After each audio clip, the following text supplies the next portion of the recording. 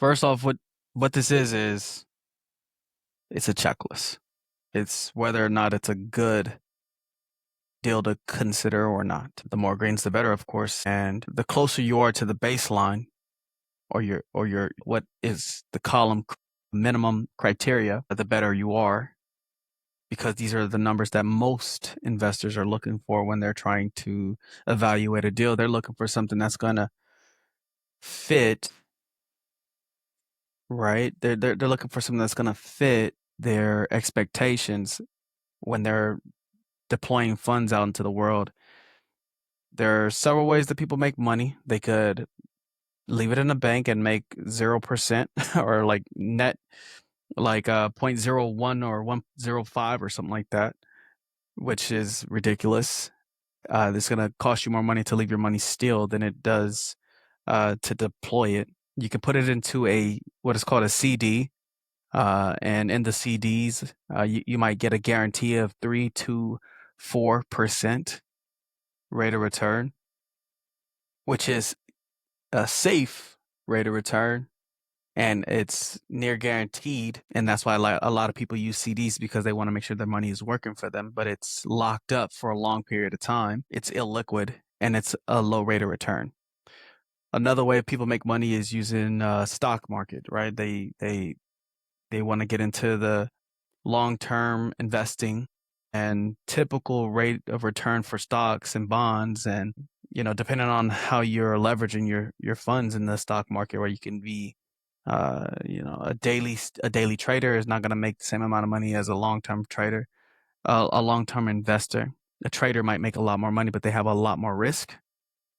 A long-term investor is not going to make a lot of money or a lot of rate of return because they're looking for stability, something to grow their money. And the long-term investor typically earns around 7% rate of return. But in syndication in real estate, what you find is that you can make a lot more rate of return. The average annual rate is going to be around 15% on the low end. So anything around that number is pretty much a good situation. Now, I'm not giving this and saying that this is the perfect deal. I'm just using this as a baseline to have a conversation.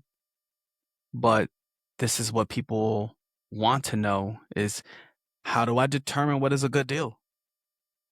And you might have investors yourself that want to make money in real estate, not take on the risks of managing the deal, but still have that money working for them and be able to have tax advantages around it.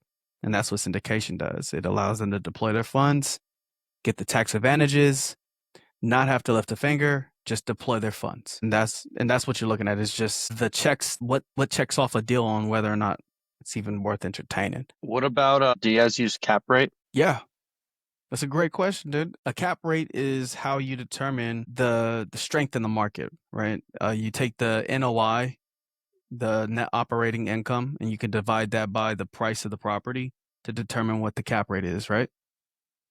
Yeah, By exactly. doing that again, you're just determining the strength of the value. Now, California, the general census of California's cap rate is like 5-6%. But when you get deeper into like the cities like LA, like the Bay Area, that cap rate gets smaller and smaller. Doesn't mean anything negative about the deal. It just means that the security around it is much stronger. So the lower the cap rate, the higher the security. The higher the cap rate, the more difficult or distressed the area could be. I can give an example. Like Stockton might have like a 10% cap rate, right? Like maybe the project like Watts or something like that. Mhm. Compton might have a high cap rate. Whereas Orange County, where everybody wants to be, and so I'm using North and Southern California to make my point, but their cap rates are probably going to be around 4%, 3%. And it just depends on the deal and the size of the deal. Good to know. But yeah, we do. And before I do, like I said, this is just a portion of the tool that I use to underwrite a deal. And to be honest, by going through this, it's like deep diving into a full course of why why would anybody want to know this kind of information? And I'd rather us touch on topics than me going straight into this like people know exactly what I'm talking about, like they've been studying this for years or something like that. But you asked the question about cap rate. That was a great one. No, well, I also saw like at the time it was like the debt coverage, right? And that's pretty much what we do on the lending side when we're doing a DSCR loan, right? Debt service coverage ratio of the loan. So, I mean, the higher your ratio is, right, the better your rate's going to be. So it helps you out a lot. So I mean, you're pretty much doing half the work for your lender and doing an awesome job for your investor at the same time, right? Because then you already know which deals are going to work and which deals are they going to get they're going to get their best bang for their buck by the time it gets to lending. Man, if I knew you was gonna pat me on the back, I would have wore something different. Hey man, I gotta give credit where credit is due, bro. Come on. That's great, man. But yeah, no, the the debt coverage it should be 1.25, meaning that it's making money. It's not just a zero gain. 1% would be like a 1 for 1.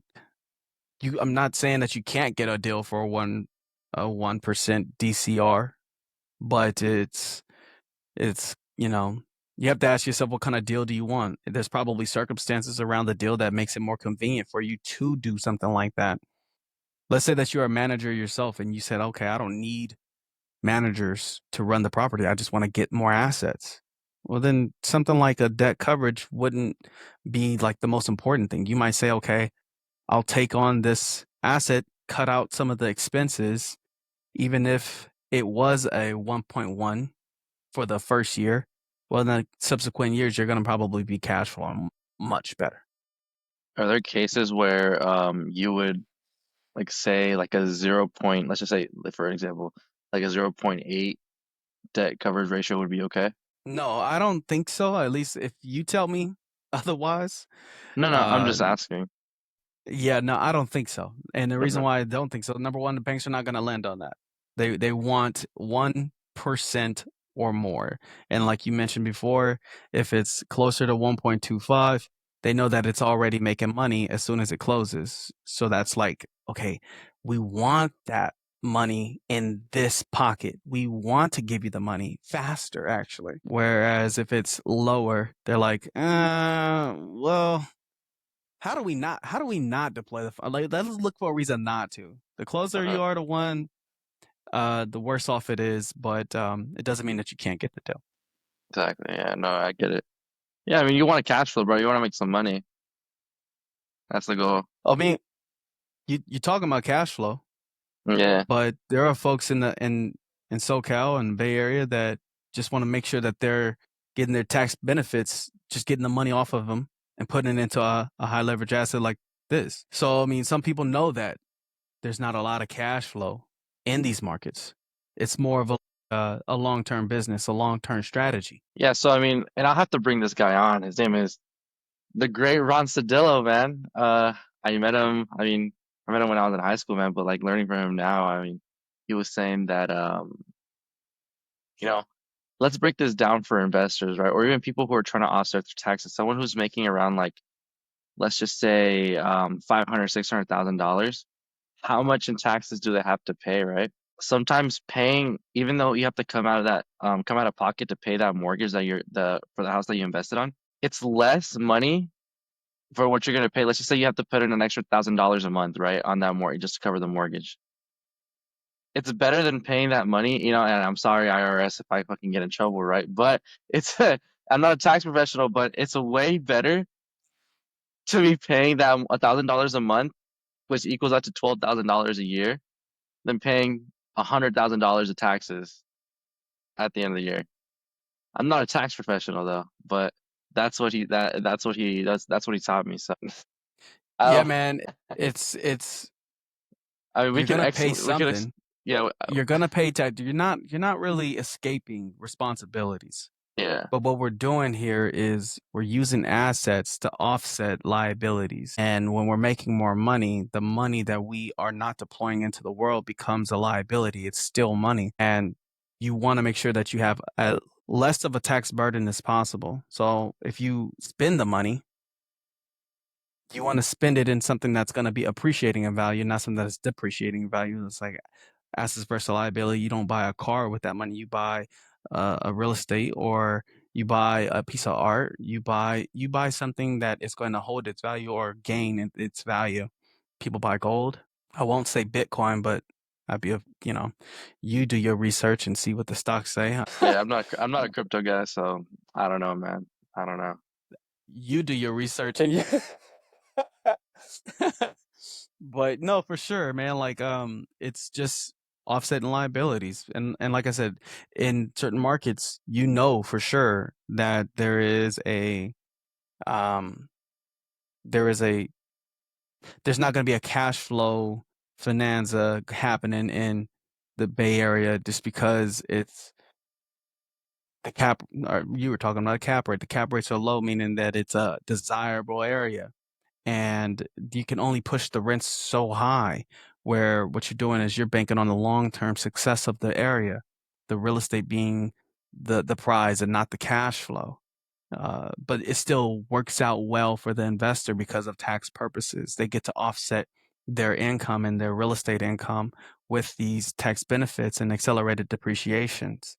So yeah, it's huge, but I don't want to be speaking in a foreign language to people. But if you're interested in learning something about that to see how you can offset some of your assets, so that way you don't have to, I mean, offset some of your liabilities, right? So that way you can continue to make more money or retain a lot of your money by using assets like a multifamily. It's pretty cool to look at the ins and outs of it, because the more that we're able to provide in a value, the more people want to stay in our bubble, stay in the realm of, what Rodrigo's got going on, what's going on with Rodrella and Roger, because people are making money. I've got clients that are telling me they're trying to drop bags on real estate because they have too much in their bank. And I understand that. I mean, being in the Bay Area, people are making money. And it starts to get scary when you're holding on to it because you know that tax bill is coming.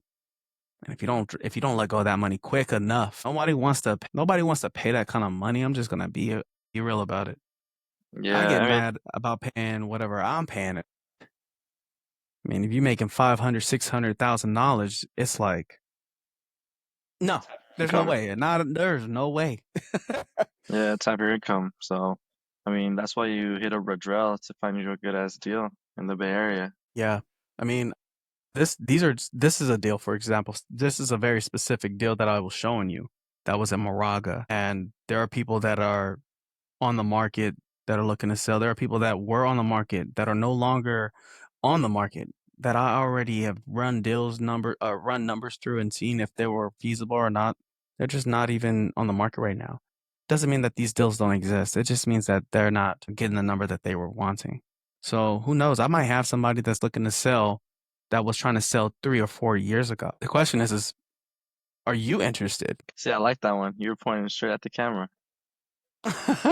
Honestly, um, maybe we can get into this later, right? But the only reason why this came up to mind, and I want to know what your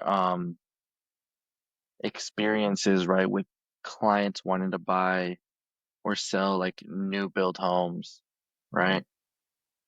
If that's something that you can touch on a little bit. I don't know if that's something that if you're experienced with or not. In what regard? Because I mean, there are folks that are trying to sell their new construction home that they got in Like a year or two 24 and ago. 23, right? And they're facing some realities that they're not comfortable with, like people that have bought their homes in 2018, right?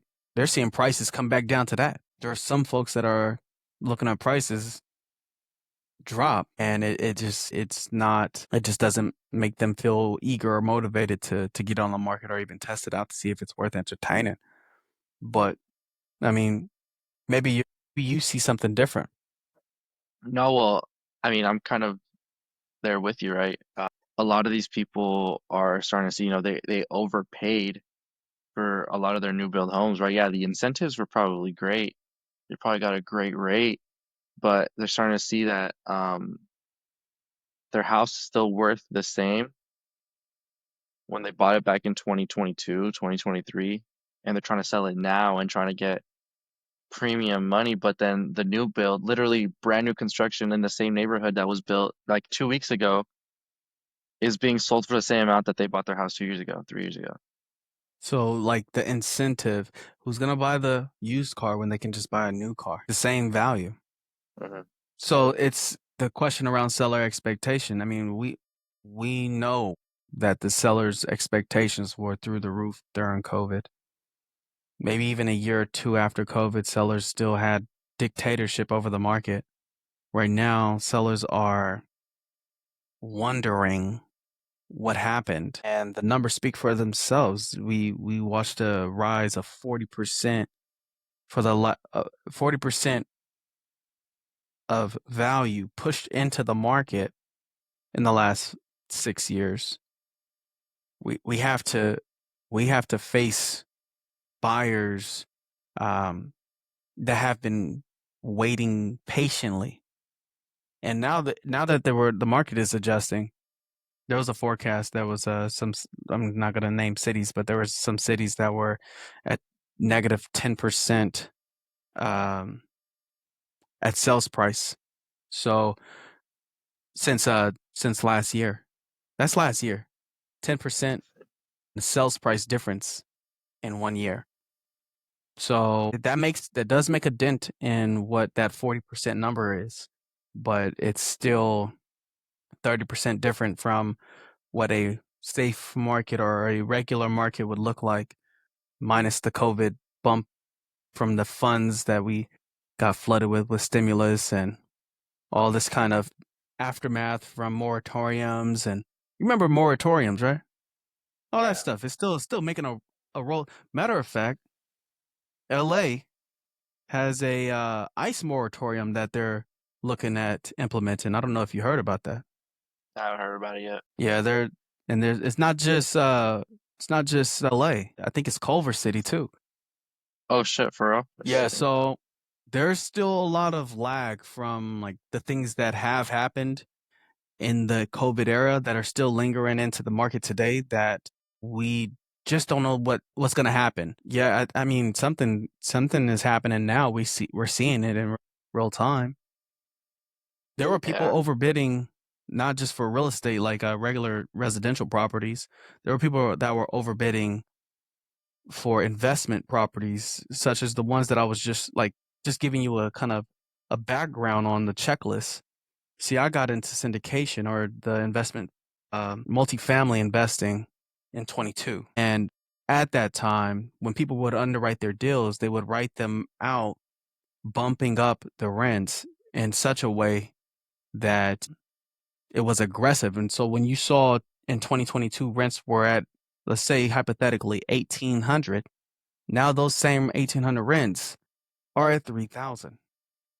How do I know? That's because I was in a city in Pri Valley that the rents were 2000 and now they're 3200. Not just that city, but all across the nation there were bumps and rises in rents.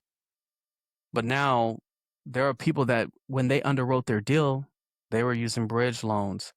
They're using ARMs. They were using loans that had interest only and refinancing at a certain time that are coming due.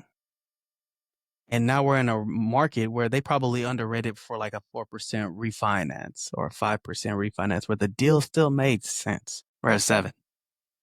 Yeah. So not only is residential real estate looking at a turbulence, it's multifamily. I don't think it does anything for the rents. Rents are not going to go down because there's turbulence in the multifamily market. It just means that the owners are probably going to be shifting hands. They're going to be moving assets because they probably underwrote the deal in an aggressive manner. So basically, we're still screwed by the COVID market. That COVID market screwed us, man. Nah, I'm just playing. Have you heard about that though? Have you heard about the commercial industry facing this hurdle?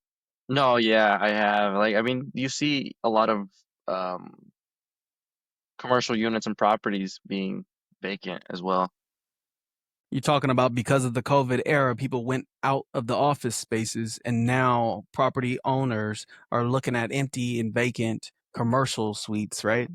So I think what you're leaning to is that even those investors or property owners are trying to figure out what they're going to do with their assets. Some of these buildings are not able to convert into residentials, but some of them are. And it's just a question of, do they want to do that style of investing? I mean, there's deals that pop up in, let's just say Los Angeles, where you're like, okay, I mean, I could get this property. It makes sense.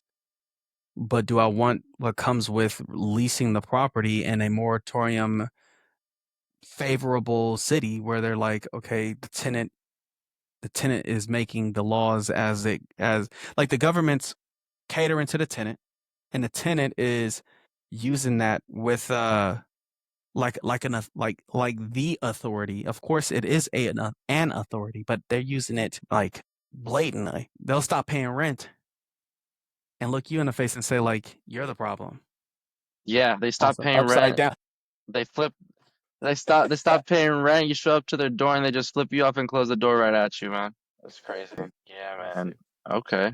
No, well, actually I get what you're saying. So I mean, that's why I'm enjoying that conversation about that. Talk to me, man. I'm not running away from it. Here's something that I saw today though. There are deals that sellers are trying to get off of their hands where they tried to sell it time and time again. They would do whatever they can to make the deal more interesting, but because they're in areas that are not favorable, or maybe they've experienced the COVID era and they just feel like, I'm not doing this again. I'm not doing the inner city strategy of investing in multifamily because we know what the tenants will do if something like this happens again. And so here's an example. Somebody was looking at selling their property, and we know the math. If an interest is too high, it becomes too expensive for the loan.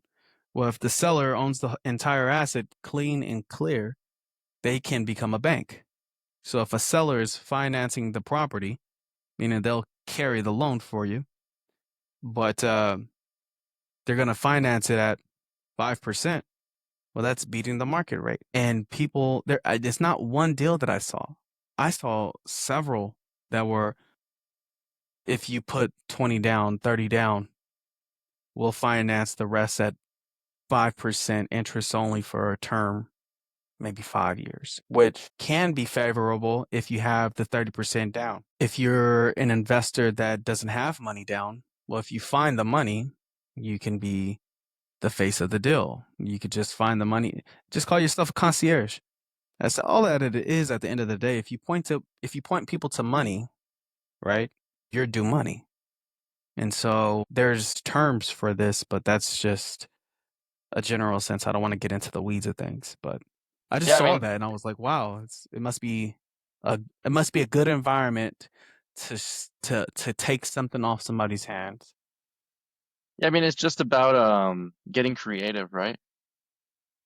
It's about getting creative and I mean, some loans are assumable, right? Means yeah, like you were talking about, right? You can assume their loans and you can assume their 3% interest rate. I mean, why would someone want to walk away from that, right? Themselves, but you really could just assume their loan and keep the same terms they have. And actually, I mean, you can cash flow a lot more than you would buying their house straight up with a DSCR loan or like a conventional investor loan. Let's say a conventional loan, or even a DSCR loan, we're talking like 7% right now, right? At least on the investor side on a 30-year.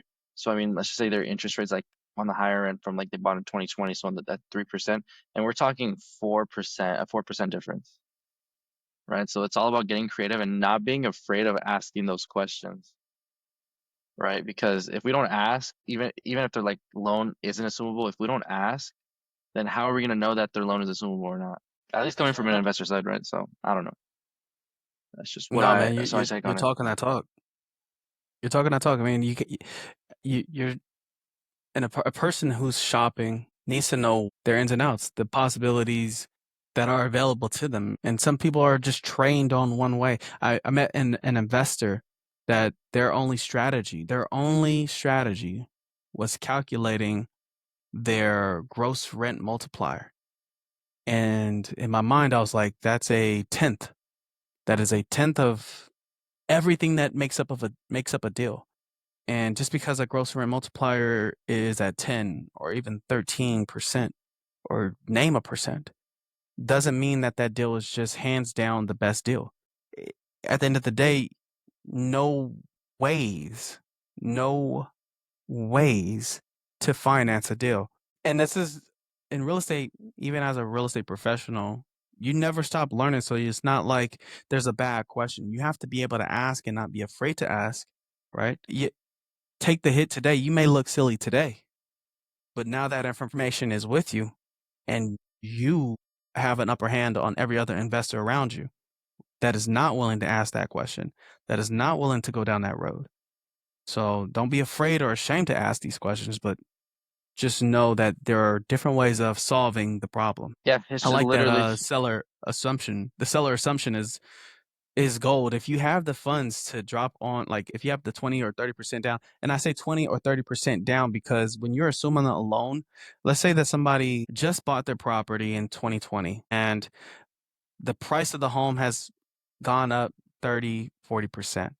Well, that's your down payment right there. And if you get it at that 2%, you're in great shape. If you get it at that rate, get the deal.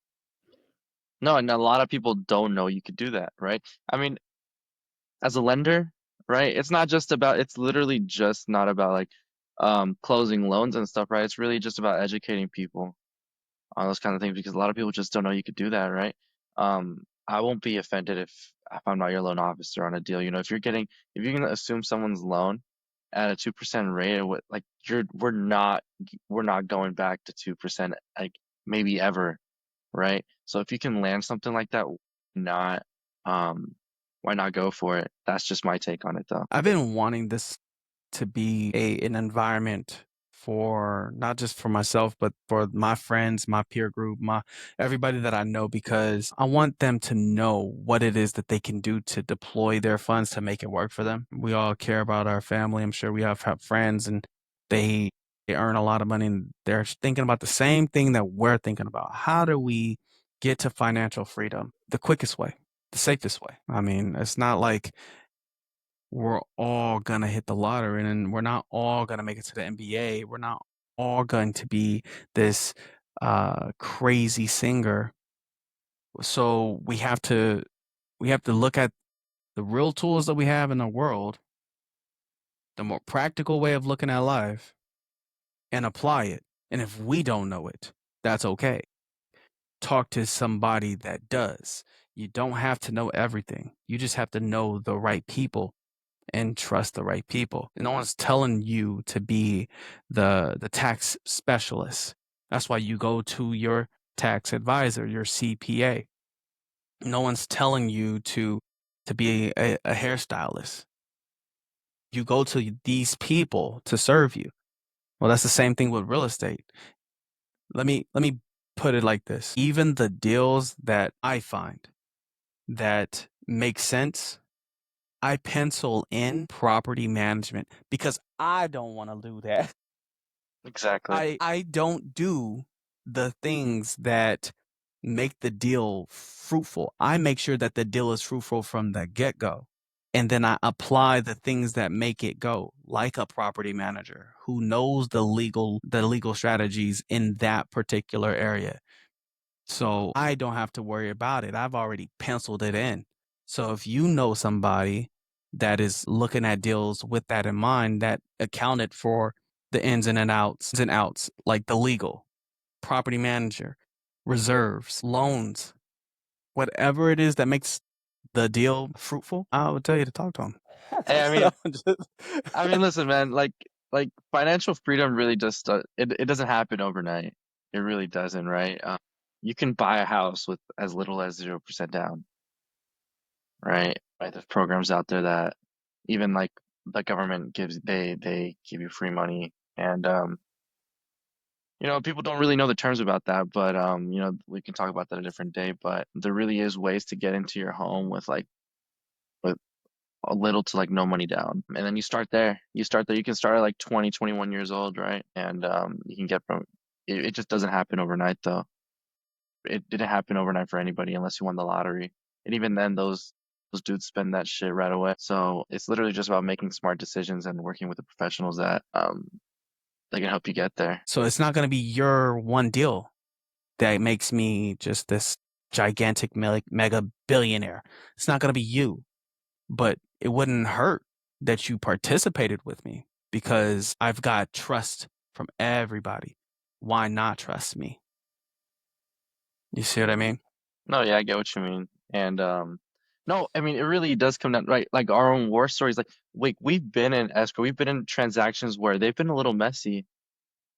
We learn things once we're in the trenches. Like once you're in escrow, man, it's a like shit pops up. Like especially in investment deals, if they're not clean, if the realtor is not doing their due diligence, like you're doing right now, right? You're breaking everything down. And we're in escrow, right? Because as a lender, like I'm not out there. I mean, yeah, I can get the RPA. I can, and then we request an appraisal, right? And that appraisal, um we also request. I literally just requested one right now. I forgot the exact form it was, right? But we request the appraiser to give us what the market rents are in the area, right? Um, you can sometimes people really just don't do their due diligence. They should, but sometimes they don't, and some deals fall apart once we're in contract.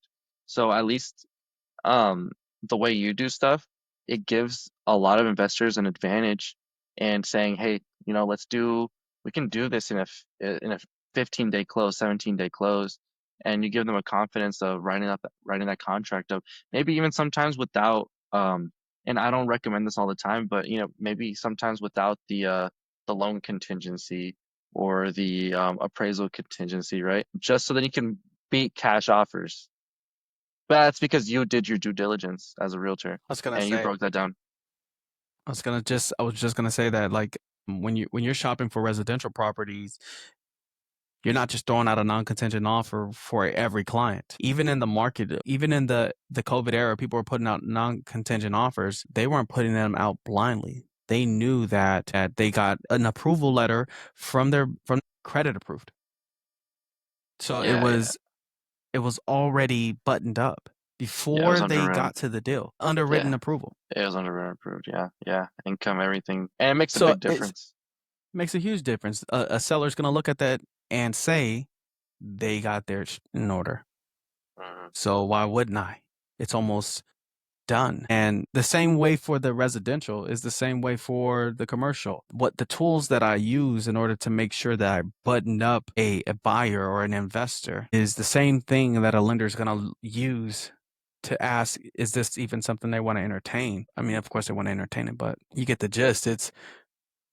Is it going to cover itself? Is it gonna make money on the back end for the investor? Of course, the investor wants to make money at the refinance year. If you have a refinance year, is it gonna cover the original debt? And is it gonna give the investor 50% or north of it back the original investment? See, people want to make money, get their money back, and still make money. So that's another strategy or another reason why people like this opportunity is because you could put money in, get your money back, and still own an asset. But yeah, no, I mean, to your credit, yeah, I appreciate you for all of that, man. I mean, the head nod is awesome. I mean, learning this wasn't easy. It did cost me a lot of time, energy, and even money. So I appreciate that. I mean, you pretty much hit the nail on the head, man. I mean, what do investors look for, right? Cash flow, demand, return on investment, and then possibly an exit strategy, right? Can you sell it, refinance it, or rent it easily? So, I mean, that's literally why you put in the work when you're looking at these properties, right? That's why you stay up until midnight doing your research on this property, pulling a bunch of reports, make sure everything's clean. Because yeah, a lender can have you underwritten approved for X amount of dollars, right? But if the real estate side doesn't make sense on it, there is no point to do it. Especially, I mean, if you're doing like a DSCR loan, right? It just doesn't make sense, right? The bank's gonna be like, "What the fuck did you just give me? Why'd you even like send this shit in?" You know? I mean, Yeah. lenders. I mean, they do lend like on less than one, right? We do like even at 0.5, right? But your interest rate, dude, like you're gonna be paying 12%, like damn near what would you be paying with the hard money loan, right? So is it worth it? No. Fuck no, dude. Like, no, it's not worth it. Like, no, it's not worth it, you Yeah, know? man. But that's why you do your due diligence, man. And I think that's why a lot of people appreciate you because you do that shit up Yeah, front. man. Yeah. Yes, sir. I mean, I do plan on, I was hinting at this a little while ago, going over this actual tool. But the truth is, this is not something that everybody's breaking down doors to get. This is something that a very specific audience is looking for. And a lot of people want to be in this audience. A lot of people want to be sophisticated investors. But not everybody is a sophisticated investor. And so if you feel like this is something that this is up your alley, let me know because of course I could help, but I don't like wasting my time. I'm sure you probably would understand because you don't want to waste your time as well. But if it makes sense for you to work on something like this, give me some kind of sense of direction so that for therefore I could create um a class around this so I can kind of break it down and show you how to use the tool. But I'll be looking out for it. I mean, if this is something you like, if this is something you want to learn, would love to show you. And I think definitely we should do like a class on teaching people how to become investors, right? Even if that means you buy your home, your first primary home, and then you wait a year, live in it a year, and then do the same thing the following year, right? Then you rent out the property you just bought. You go live in your new one and then do the same thing the following year, right? Especially if you're 22, 23 years old living in the Central Valley or in the or you got an awesome job in the Bay Area, you really could do that. You do that for 10 years, guess what? You're sitting on 9, 10 properties in 10 years and you have an exit strategy. Is my screen popping up? Yep. This is a class. This is a class for investors. It's called Rental Lords. It is designed to walk through different scenarios for investors and people that own properties. That way they can see ins and outs of things that they knew or didn't know, leveraging professionals that can take the ease and burden off of them, as well as looking at ways to better analyze deals. So that's why I was asking about if somebody even wanted to know about how to underwrite a deal because I'm going to be putting this into a class. It's not just here's a tool. It's is this what you want? How is it that this tool is going to amplify or make your life better? And if it makes your life better, I want to be at least the person that pointed you in the right direction because how I got it, you don't want to get it the way I got it. It's like I went through the jungle so that way I could create a path for you. So you don't have to go through treacherous areas. Like it's expensive to get into real estate and make expensive mistakes. These are $1 million mistakes, tens of millions of dollars. I'm hearing people are defaulting on assets that they bought because they underwrote the deal wrong. You don't want to be that. So if it is something that is interesting to you, join our class. And I'm glad you mentioned that, Rodrigo, that this is something that you'd like to participate in, but this is something that is up, and this is something that I'm spending a great deal of time in considering what is important to create as a lesson for investors. So that way, when putting a plan together, it's concise. What is important to you, and how do you want to implement that strategy? Right. That's what this is about. That's sick. You really took, hey, I mean, taking the time just to teach people how to do that is sick. That's dope. You gonna join us, right? Fuck yeah, dude.